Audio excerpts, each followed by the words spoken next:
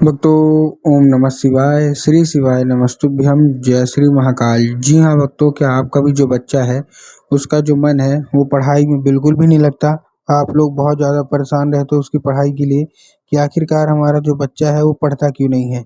जब भी आप उसको पढ़ाने के लिए बैठाते हो तो इधर उधर के कामों में लग जाएगा, लेकिन पढ़ेगा बिल्कुल भी नहीं। आपको भी समझ से परे है कि आखिरकार क्या हो गया जिसके कारण हमारा जो बच्चा है वो बिल्कुल भी नहीं पढ़ता। तो आज का ये वीडियो मात्र और मात्र आपके लिए है। क्या करना है, कैसे करना है, पूरा आपको समझाने वाला हूँ। अच्छे तरीके से आपको बताने वाला हूँ, तो बस उपाय ध्यान से सुन के अच्छे से करिएगा ज़रूर।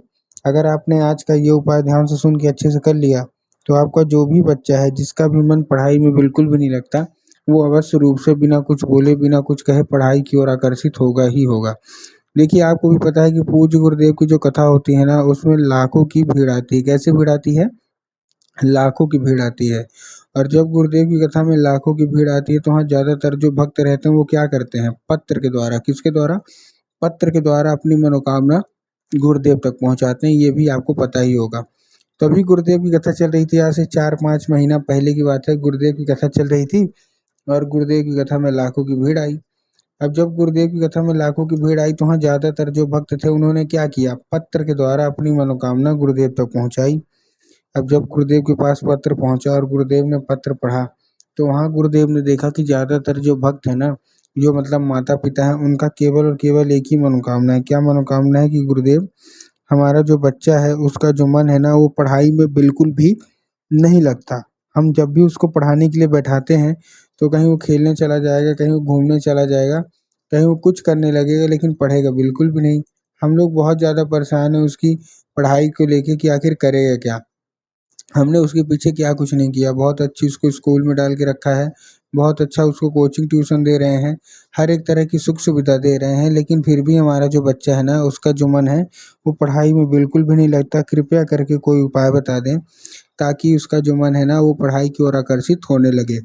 जब गुरुदेव ने ये देखा तब गुरुदेव ने 2 से 3 उपाय बताए और कहा, केवल और केवल ये उपाय कर लेना, तुम्हारा जो भी बच्चा है जिसका भी मन पढ़ाई की ओर आकर्षित नहीं होता, तो अवश्य रूप से उसका जो मन है ना वो पढ़ाई की ओर आकर्षित होने लगेगा।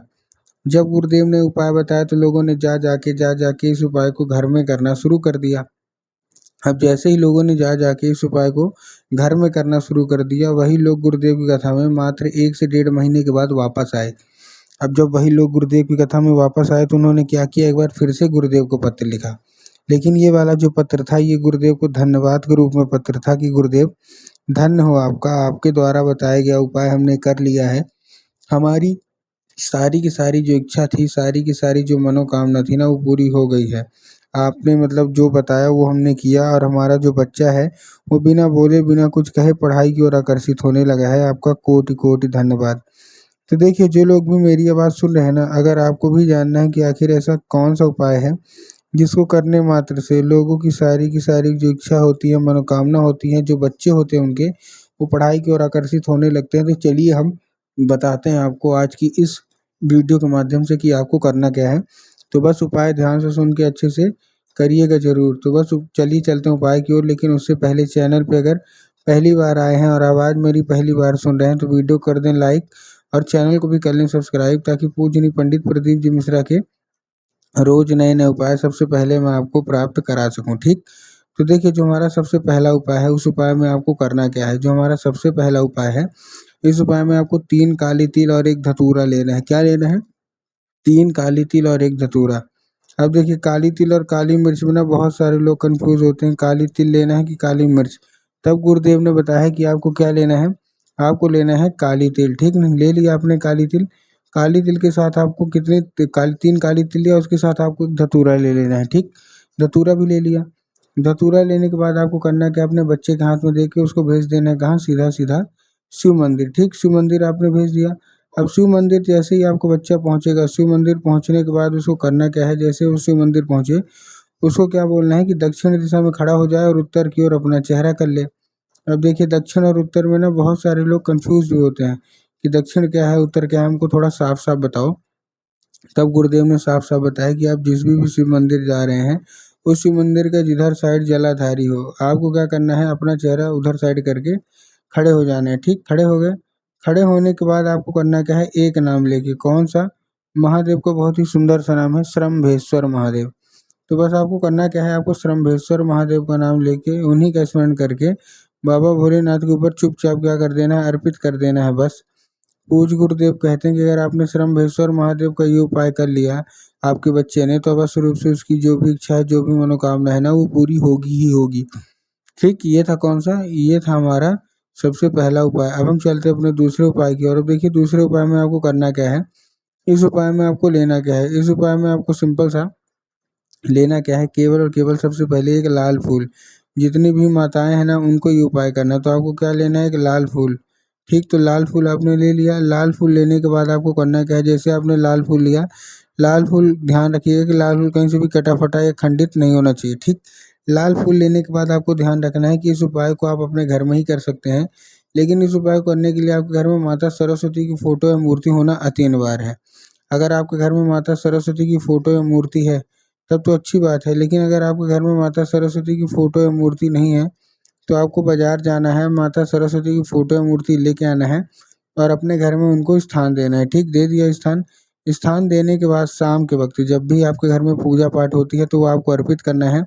और अर्पित करने के बाद आपको क्या करना है, जैसे आपने अर्पित कर दिया, अर्पित करने के बाद आपको चुपचाप वो उससे औषधि के रूप में माँगना और माता से उसको क्या करना है कि माता से बोलना है कि माता इसको औषधि के रूप में प्रदान करिए, हमारा जो बच्चा बिल्कुल भी नहीं पढ़ता।